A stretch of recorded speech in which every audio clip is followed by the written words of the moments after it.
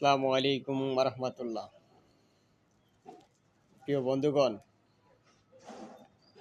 বাংলাদেশে যে ওসমান হাদির হত্যাকে নিয়ে যে পরিমাণে ইউটার্ন চলতেছে, তাতে সন্দেহ আরও ঘনীভূত হচ্ছে এবং সন্দেহর তীর কোনো বড় ধরনের লাঘব বোয়ালের দিকে ইঙ্গিত করছে, যা বাংলাদেশের স্বাধীন সার্বভৌমত্ব হয়তো কোনো দালালদের হাতে রয়েছে। আর সেজন্যই বাংলাদেশ আইন শৃঙ্খলা বাহিনী অনেকটা হতাশাগ্রস্ত, অনেকটা বিব্রতকর পরিস্থিতির মধ্যে রয়েছে। বাংলাদেশের জনগণ তা নিয়ে অনেক প্রকার দুআশা এবং হতাশার মধ্যে রয়েছে এবং অত্যন্ত ক্ষোভে ফুটে উঠতেছে। অতএব আমরা চাই সুষ্ঠু নিরপেক্ষ তদন্ত এবং ওসমান হাদির হত্যাকারীকে জীবিত গ্রেপ্তার। সে বাংলাদেশের ভিতরেই রয়েছে, নিশ্চয়ই কোনো ইন্টেলিজেন্সের মাধ্যমে সে ছায়াতলে, সে আশ্রয় বা নিরাপত্তায় তাকে নজরদারিতে রাখা হয়েছে। এই ধরনের সম্ভাবনা থাকতে পারে, অথবা পুলিশ প্রশাসনের মধ্যেও কেউ তাকে লুকিয়ে রাখতে পারে, বা বাংলাদেশ গোয়েন্দা ডিপার্টমেন্ট অথবা ঊর্ধ্বতম কোনো সেনা অফিসারও তার সাথে জড়িত থাকতে পারে। অতএব সেটাকে সঠিকভাবে তদন্ত করে কারা জড়িত আছে, যদি বাংলাদেশ সেনাবাহিনী জড়িত থাকুক আমরা সেটা চাই না।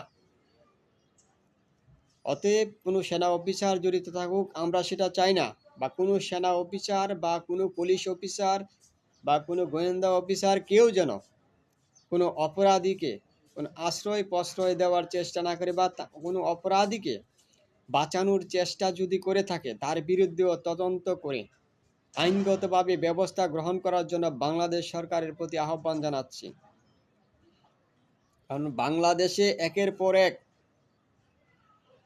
যে হত্যাযজ্ঞ করা হচ্ছে বিপ্লবীদেরকে টার্গেট করে, এটা বাংলাদেশের জন্য অত্যন্ত ভয়াবহ পরিস্থিতি ডেকে আনতে পারে। সেজন্য আমরা চাই না বাংলাদেশের শান্তি শৃঙ্খলা নষ্ট হোক, বাংলাদেশে যেন কোনো অস্থিতিশীল পরিস্থিতি তৈরি হোক। যে গোয়েন্দা ডিপার্টমেন্টের যে 3টা ডিপার্টমেন্ট থেকে যে বিজিবি, ডিবি এবং র্যাবের প্রধান তারা যে বক্তব্য দিয়েছে, তাদের বক্তব্যের মধ্যে সর্বশেষ বক্তব্য অনুযায়ী তাদের কাছে কোনো তথ্য নেই।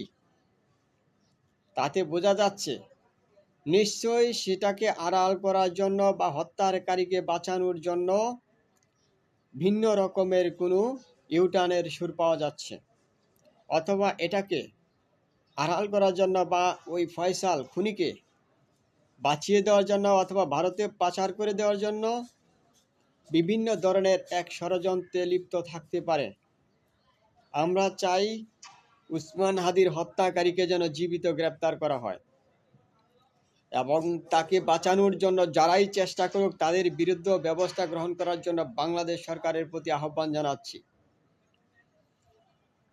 এবং অবশ্যই আমরা চাই কোনো প্রকার যেন কোনোভাবেই যেন সে অপরাধী বাঁচতে না পারে, এবং তাকে দিয়ে কারা হত্যা করিয়েছে সেই রহস্য পূর্ণ উন্মোচন করা হোক জনগণের সামনে, আমরা সেটা চাই।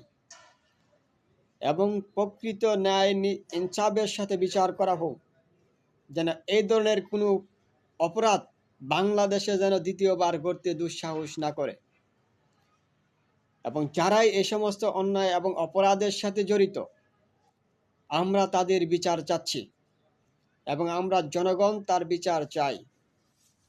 বাংলাদেশের জনগণ কোনো প্রকার তালবাহানা বা নাটক বা এটাকে দামাচাপা দেওয়ার কোনো ষড়যন্ত্র করলে বাংলাদেশের জনগণ তা মেনে নেবে না।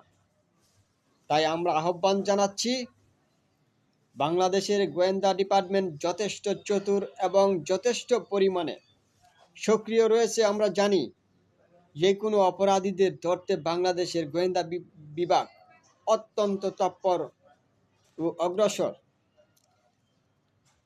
বাংলাদেশের গোয়েন্দা ব্রাঞ্চ এতটাই শক্তিশালী যে যখন 2004 সালের দিকে যে 21শে আগস্টের গ্রেনেড হামলা করা হয়েছিল বা 64 জেলায় যে জিএমবিরা বোমা হামলা করেছিল, তাদেরকে মাত্র স্বল্প সময়ের মধ্যেই তাদেরকে গ্রেপ্তার করতে সক্ষম হয়েছিল। অতএব বাংলাদেশের গোয়েন্দা ডিপার্টমেন্ট অত্যন্ত শক্তিশালী। তাদেরকে কারা দুর্বল করে রাখা হয়েছে? অবশ্যই সেই সমস্ত দুষ্কৃতিকারীদেরকে অবিলম্বে তদন্ত করে ব্যবস্থা গ্রহণ করার জন্য বাংলাদেশ সরকারের প্রতি আহ্বান জানাচ্ছি এবং বাংলাদেশ সরকার প্রশাসনের প্রতি যে পরিমাণে দুর্বলতা দেখা যাচ্ছে এবং অনীহা দেখা যাচ্ছে, অনাগ্রহ দেখা যাচ্ছে, সেটাতে অত্যন্ত প্রশ্নবিদ্ধ করা হচ্ছে। সেই জন্য বাংলাদেশ সরকারের প্রতি আবারও আহ্বান জানাচ্ছি, বাংলাদেশের গোয়েন্দা ডিপার্টমেন্ট অত্যন্ত সক্রিয় এবং শক্তিশালী। তাদের মধ্যে বসে থাকা গাপটি মারা যতগুলো বদমাইশ রয়েছে, তাদের বিরুদ্ধে ব্যবস্থা গ্রহণ করার জন্য বাংলাদেশ সরকারের প্রতি আহ্বান জানাচ্ছি এবং অবিলম্বেই ওসমান হাদির হত্যাকারীকে দ্রুত আইনের ট্রাইব্যুনালে বিচার করার জন্য আহ্বান জানাচ্ছি।